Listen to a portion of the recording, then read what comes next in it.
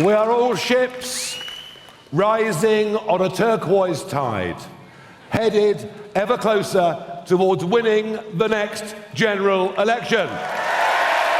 It's very, very tough to go from where they are today to get 319 seats and however great an orator Nigel Farage is, to actually win the country in the general election. If you come into this country illegally, you will be deported. That is what reform and what we should be doing as a country. Originally, I would have voted Labour, but then I was like, no, Labour is not doing anything for us, especially for the NHS right now.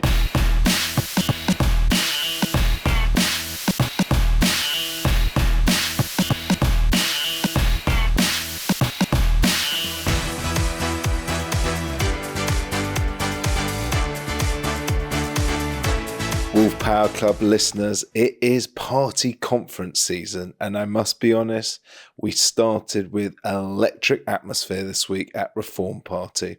First time I'd ever been to Reform. I'm an absolute, political party veteran. So is Max. So as a podcast, I genuinely don't think you'll get better coverage of where energy meets politics in the United Kingdom political party conference season. For those of you not from Britain, what that season is basically before Parliament comes back after the summer, between September and the very start of October, all the parties have their major conferences with their members where they meet them, do their rallying calls, say what their policies are, do deals with business leaders, looking to raise money, looking to get big issues. On the flip side, journalists are trying to get how teams are being structured. Businesses are trying to address and put on the table their issues. And it can sometimes be, if the party's in a bad way, a very almost like sad loss feel.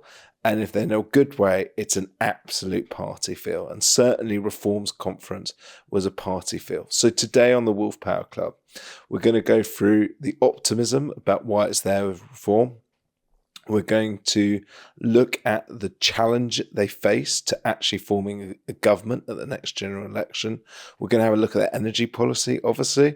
And then we're going to go through some of the people we met and talked to at the conference. So what's the optimism? Well, 14 months ago at the last general election, they secured 5 MPs and they had 30,000 members. Now they have 240,000 members. They've got 900 councillors since the May elections, and their leader talked about getting together 5,000 candidates to contest the 630 candidates at Westminster and all the local council seats.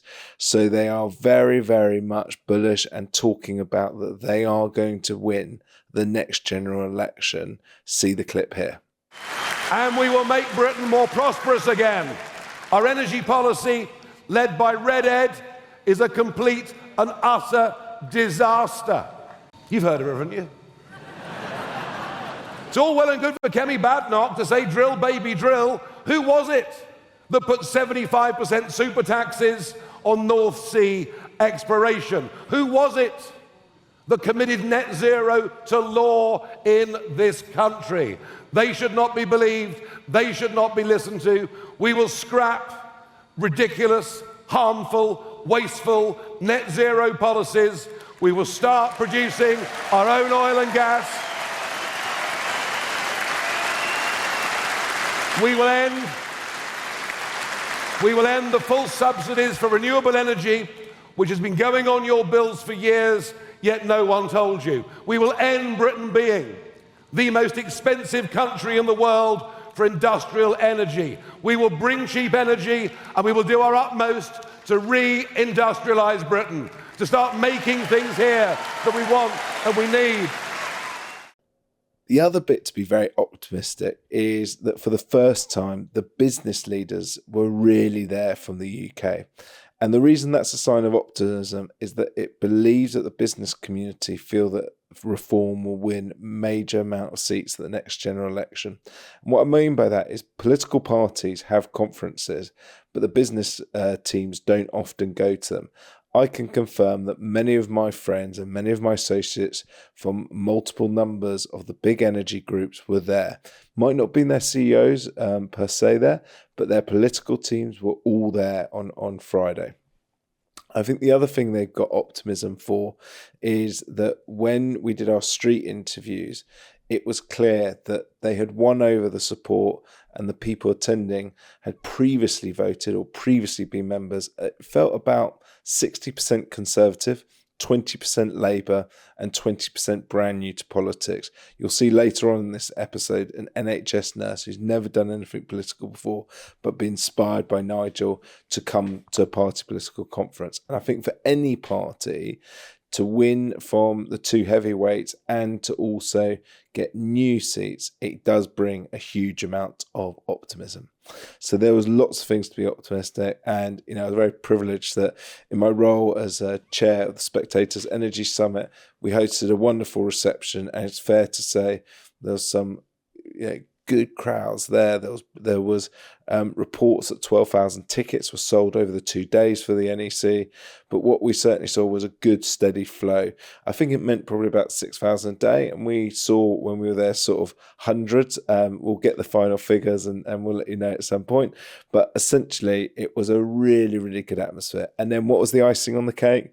Well, the icing on the cake for all Reform supporters, but not so much for Labour supporters, is that as we were there at conference, the Deputy Prime Minister resigned after weeks of protests saying she had paid the right house tax on third property. It turned out that she had fallen below the expectation of ministerial standards. As a result, Angela Rayner, the Deputy Prime Minister of Britain, resigned. The person responsible for the housing brief in government resigned, and now has opened up real strategic problems for the Prime Minister, Keir Starmer, because ultimately Angela Rayner was very, very good at being a figurehead for the sort of more left of the party while keeping them in check and supporting the government. So there's lots of issues that are going to go on Labour. We'll concentrate more in a few weeks. We've got Luciana Berger on the podcast and we're going to Labour conference. So the challenge. So it all sounds rosy, right? Just win a general election. It is tough, ladies and gentlemen, to win a general election in Britain. So I've got a few stats to show how hard it is. So Reform won 5 MPs at the last general election. That's already down to 4 MPs because Rupert Lowe decided to, there was a big conflict of interest between Rupert Lowe and the party. And here's a clip of Rupert's version of events of what happened. In answer to your question on why Reform did it, I guess what they were trying to do was politically assassinate me. This is my opinion and my surmising the situation. And what they did was they threw a whole load of vile accusations against me, one of which was that I had early onset dementia, which most people who know me know is completely untrue. So you can see it's tough forming a new party. And one of those challenges before we go into the numbers of what they have to do is that one of the reasons, and certainly Max and I saw it there, was there's people that saw huge political opportunity. If you're someone that's been overlooked by your current party to be a candidate or an MP, or they potentially are losing seats rather than gaining seats, if your dream is to become an MP, then actually standing for Reform is a good place right now because there's opportunities to get seats that potentially will get significant majorities at the next election because Reform have either never stood there or they essentially, the first time they stood was the last general election and the momentum will take them to victory this time around. So there's a lot of people who are excited, but the problem that creates is a growing pain in your party because number one, as one of the commentators said to me, at what point do you have so many Conservatives that may defect that actually people just see it as a Conservative party and no rebrand at all? Or secondly, you have career politicians, and essentially if they start getting turned down for opportunities or there's fallout with the party or there's fallout with Nigel, then essentially that does create growing pains. But let's say they can get past the growing pain situation and they can get past the issue of people's backgrounds and they can get those 5,000 candidates. This is then the next challenge. So as well as winning 5 MPs at the last election, Reform took in Britain 14.3% of the vote. And I then looked at what is the lowest winning majority and political party in the UK since World War II? Well, the records show that it was the October 1974 election. The reason we say October is 1974 had several elections. But Harold Wilson became Prime Minister with 319 seats and 39.2% of the vote. So in real terms, even if Reform were to have a equaling lowest victory to take the general election some point between now and 2029 and answer the question of this title, can Nigel Farage be Prime Minister? They would have to win in the region of 315 more seats than they have today across the United Kingdom. And then secondly, they would have to go from 14.3% of the vote share to 39.2% of the vote share, which is a gain of 25 percentage points. And the reason it's so difficult is that although Reform will get huge support, ultimately they are about a small government, they're about strong borders and controlled immigration, and they're about low spend on taxation to get the balance of the country back into check. Now, some people absolutely love that, and other people absolutely detest that. So, for example, I think they're going to really struggle to win seats inside the M25, mainly because it's so international that actually the concept of controlled immigration being one of the highest issues versus internationalism, a lot of people favour internationalism.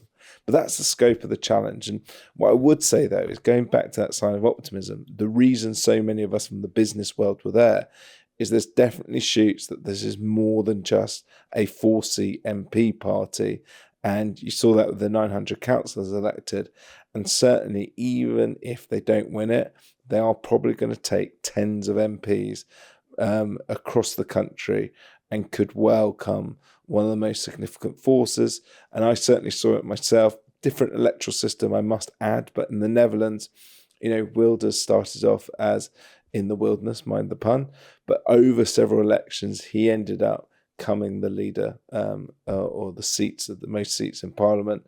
And then we also see other characters, such as Donald Trump. That's maybe not the obvious Republican candidate back in the day, but some of the values he has and some of the values Reform has are very, very popular at this moment in time. But we want to concentrate on energy. So we've addressed the challenge. Now, what is Reform's energy policy? It's pretty route one, guys, and there's some things I applaud and there's some things I question. So these are the big five, and then I'll go through what I applaud and what I question. So the big five things are scrap VAT on household energy bills and cut fuel duty. The second one is issue the North Sea with new licenses to actually start oil and gas fields again, have a new investment package for the North Sea, and reduce the energy profit levy, the taxation we talked about on the previous episode with the Taxpayers Alliance and the challenges that's providing the North Sea. Next is fast track nuclear. The fourth is a review on shale and fracking. And the fifth is scrap net zero projects that feel like a waste of money. Linden Kemkaran, who is the leader of Kent County Council and was the Reform Party that's leading there, and I think will be an MP in the very next general election, A, because of the support in Kent, and B, how she came across at the meetings. But her speech was about dropping unnecessary net zero things. So what do I applaud and what do I not like?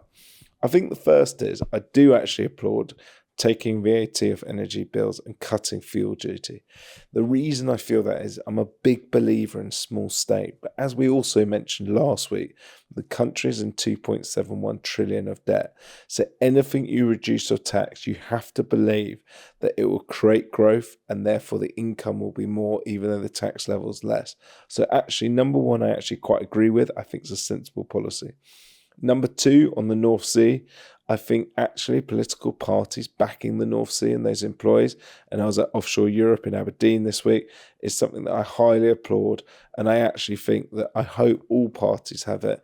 And hopefully that Ed Miliband comes to the table and addresses some of those issues about the energy profit levy and about the opportunity to take from the North Sea. And the reason I applaud it, ladies and gentlemen, is that ultimately, even if we used everything from the North Sea on oil and gas, we'd still be importing 50% of our energy. So all we're doing is economically harming ourselves, and potentially there's hydrocarbons coming from other parts of the world. The third one, fast track nuclear, I really agree with, but I don't quite understand how it fits in reform.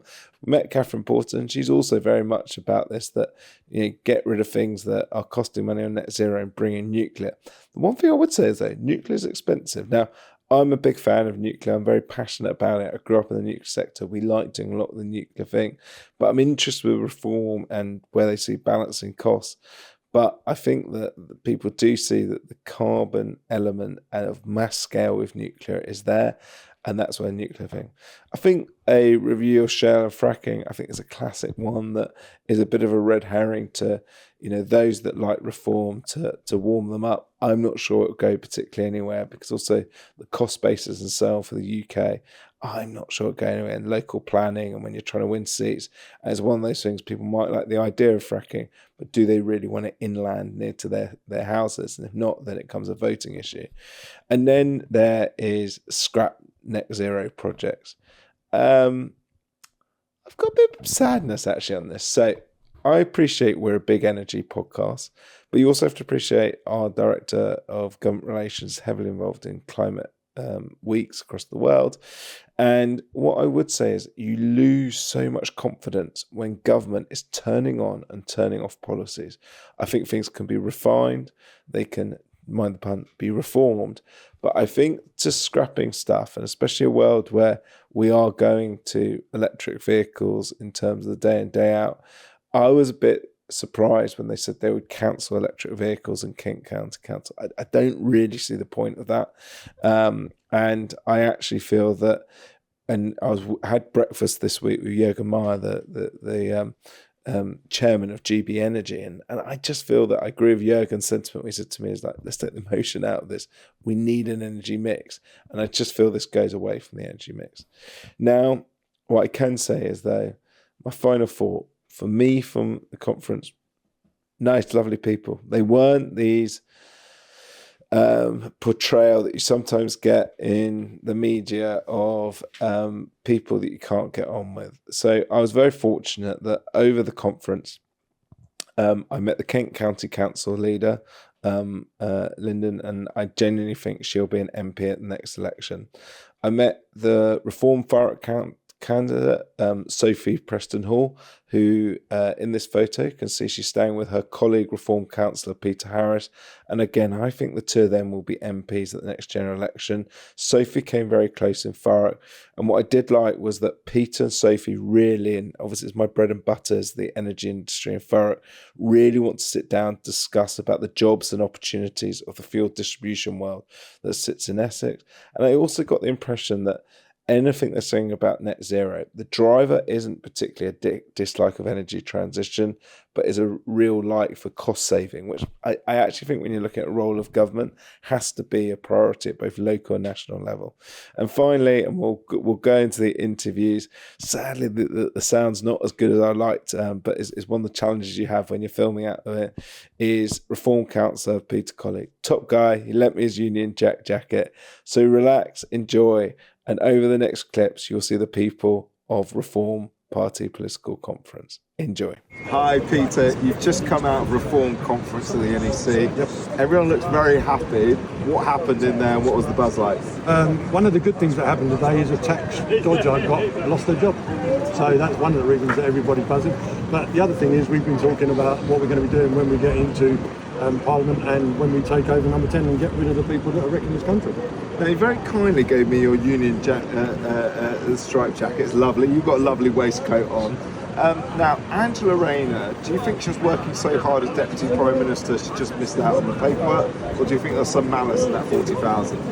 Well, if I miss out on my paperwork, I get a bill and I have to pay it. So she can make up whatever excuse she likes.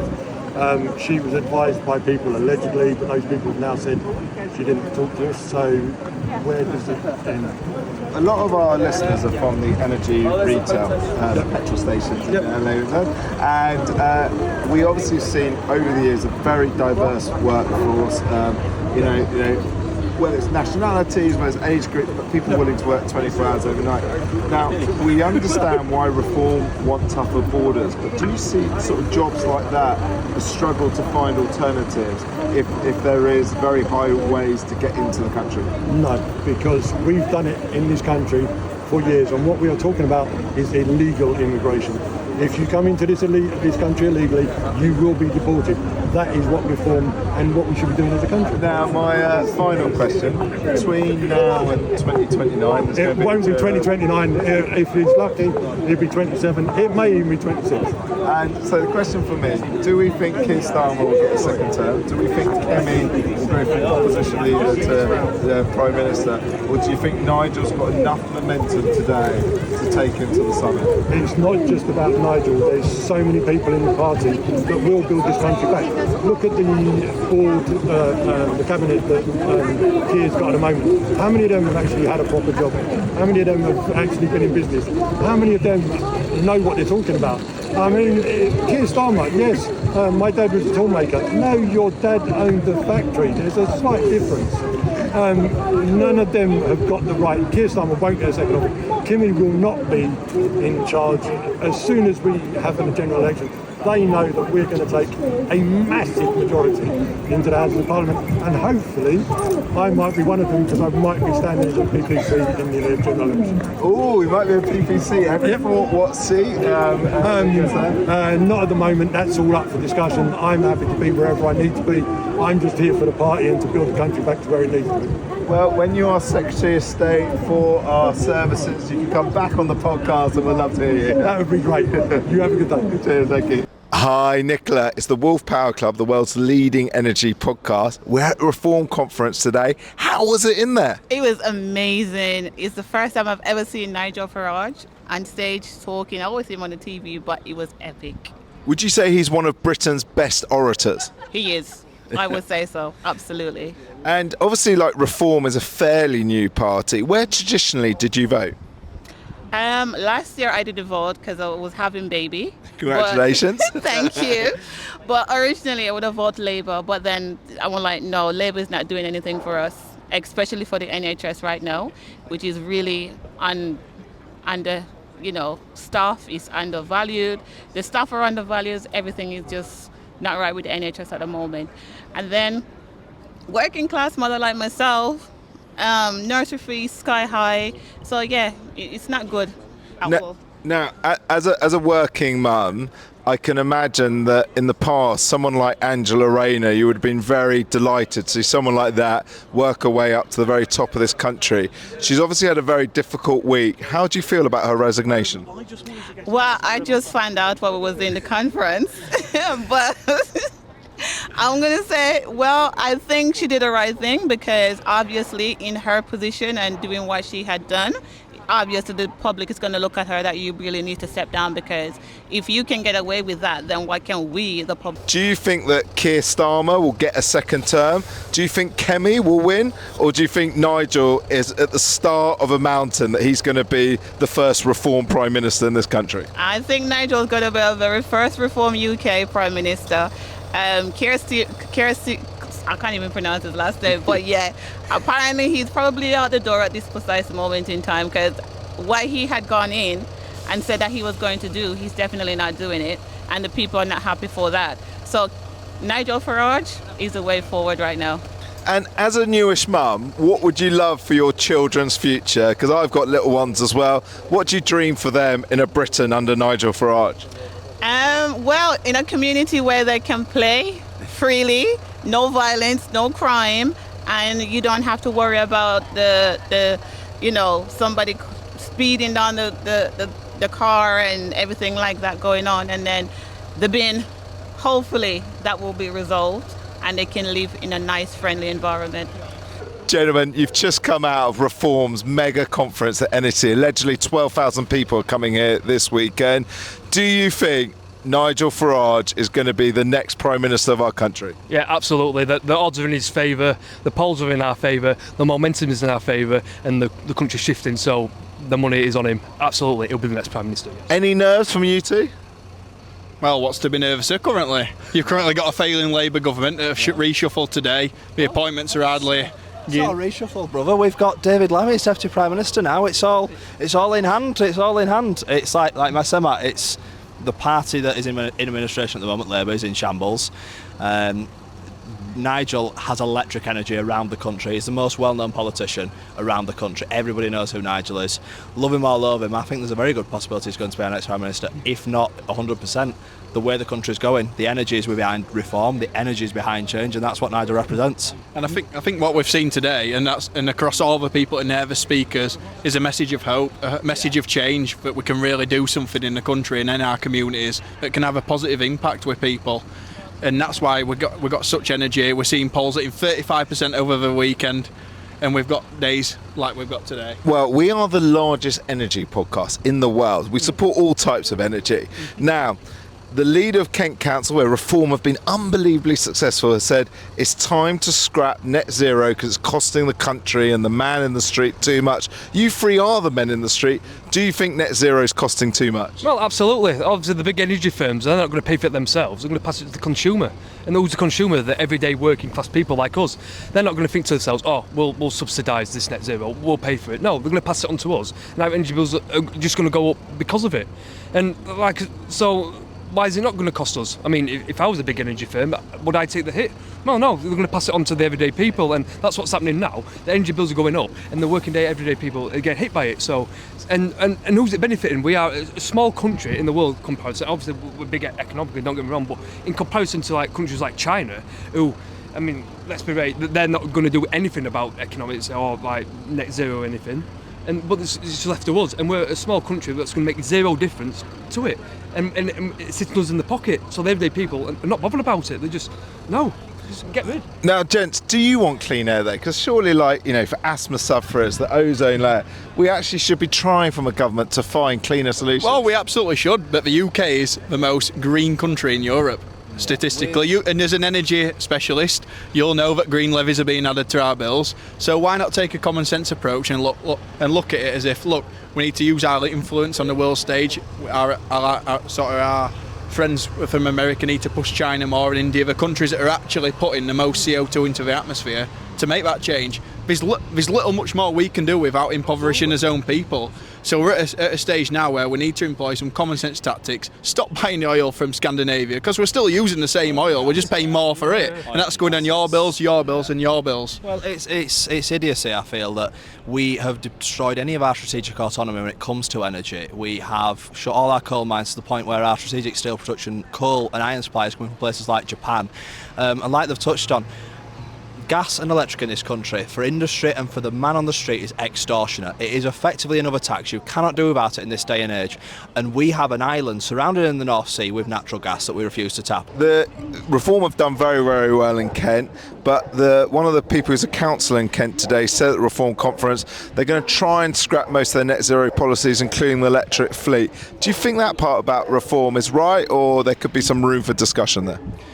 I think there's always room for discussion, but at the moment I think we've got to completely reshape the energy policy. We're at the moment, we're having to import energy from overseas. We don't have any energy security at all, and that's thanks to the last 14 years of Conservative government and the last year of complete Labour failure. So I'm actually chair of the Spectator magazine's Energy Summit at the end of November. We're going to have energy leaders in there, we're going to have government in there, we're going to have politicians in there, and we're going to have industry leaders. What's the one or the couple of things that could improve your life and the country's life? Well, I think it's about driving down energy costs, of course, that's very important. A lot of people's main expenditure is their household bills. And also, it's obviously different to energy, but solving the immigration crisis is one of our number one goals. That's something. We've got tens of thousands of people coming in per year, and people just see it. They're in hotels, and hard-working people. They'll drive past these hotels on the way to work, where they're then paying tax on their income, and that's paying for those hotels, and they've just had enough of it. A former Conservative MP, Nadine Dorries, switched this week to come and join Reform.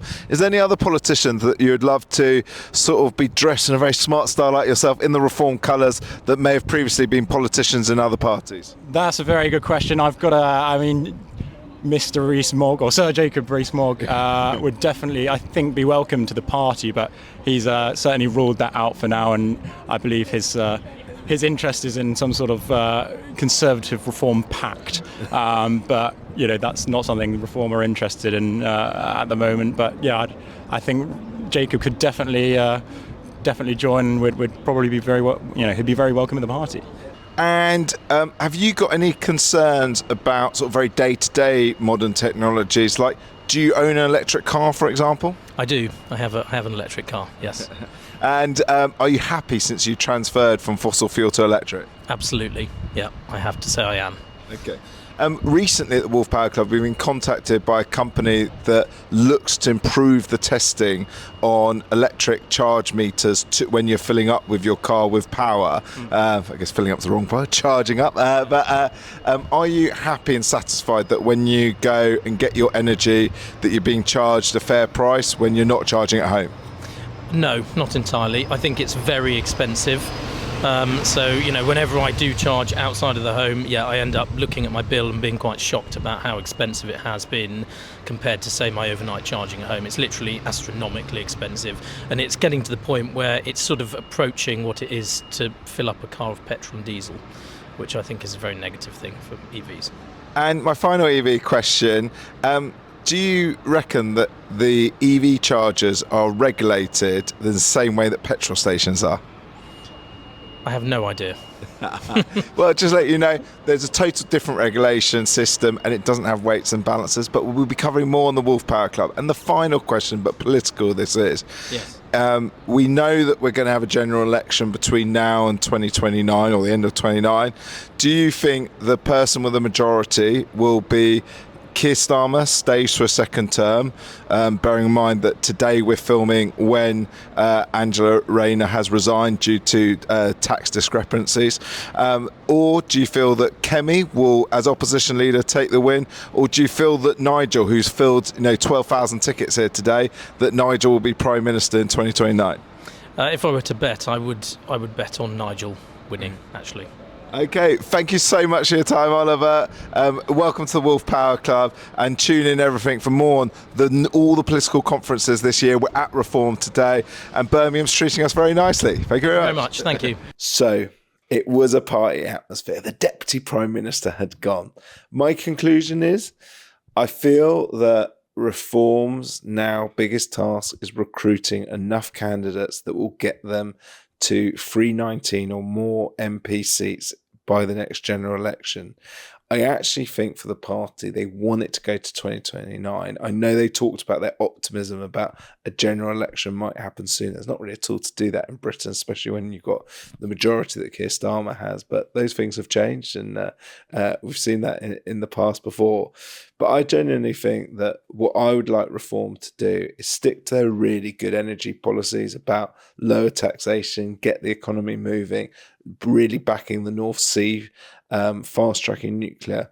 But I'd say, there's no need to have rhetoric on scrapping next year, because that lose confidence in your other parts of the energy. And what you must understand is that energy companies invest in all parts of the sector.